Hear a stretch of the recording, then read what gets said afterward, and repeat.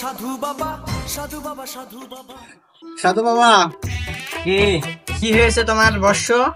সাধু বাবা আপনি নাকি হাত চালান দিতে পারেন ভালো। বর্ষ, তুমি ঠিকই শুনেছো, আমি হাত চালান দিতে পারি। সাধু বাবা, আগের দিন শুনলাম আপনি নাকি কাঁকড়া চালার মধ্যে হাত পুদ্দে সাপ বের করেছেন। ঠিকই শুনেছো বর্ষ, আমি এখন চালান বাবা।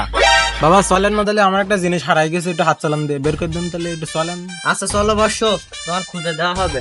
চলো বাবা, আসেন আপনারা, আসেন বাবা। বর্ষ, তো তুমি এই বাড়ির সামনে আনলে কেন আমাদের? তা তোমার পরিচিত হারিয়েছ কি, আমার সাথে একটু বলো দিন।